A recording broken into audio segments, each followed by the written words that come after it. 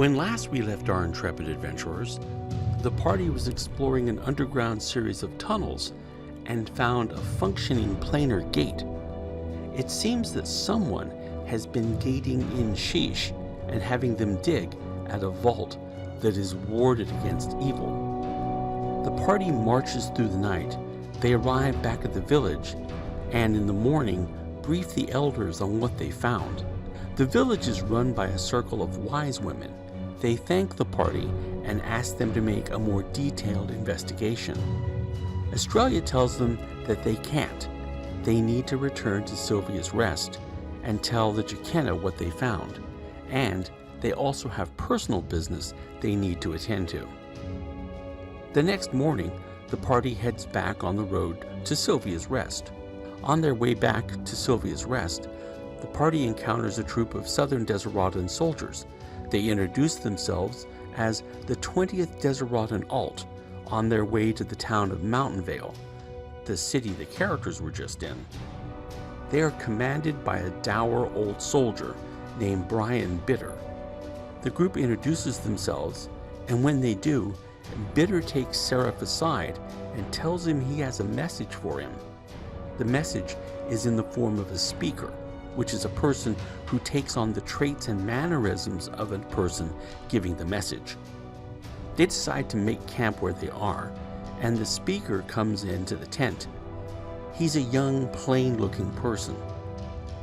Serrif decides he wants the rest of the party with him, so they gather round.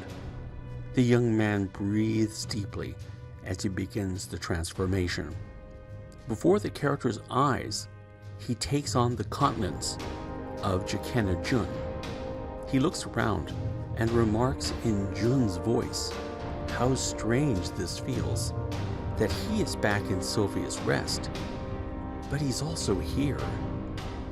Jun says that one of the things he dislikes about being a royal is having to do bad things to his friends. He tells Serrif that he is bestowing upon him the title of Denvok. It's the title that Serrif refused a few days ago. The message goes on to say that he needs Serrif and the party to stay in Mountainvale in the case of invasion by the Empire from the west. He also grants Scalla the title of Den Van, which is the female version of Serif's title. This is in the hopes that she will advise him fairly. At the end of the message, he tells Estryella that he will not be marrying anybody soon, so she and the rest of the party needn't travel back to Sylvia's Rest quite yet. After the session, the young man resumes his regular look. He lays his head down and goes fast asleep. Subalt leader Bitter tells the party that he guesses they'll be coming back to the village with him, after all. The next day, Serrif and Ulysses are walking with Bitter. He seems a bit gruff but honest. He tells them that these 100 soldiers are only a small part of the 20th Alt. The rest will be arriving in about 3 weeks. He tells them that the commander of the Alt is an uncle of Jackenna Jun. He says that of all the Deseradan Alts, the 20th is the only one traditionally commanded by a member of the royal family. They arrive back at the village, and Serrif goes to talk to the women's circle, something he's dreaded doing.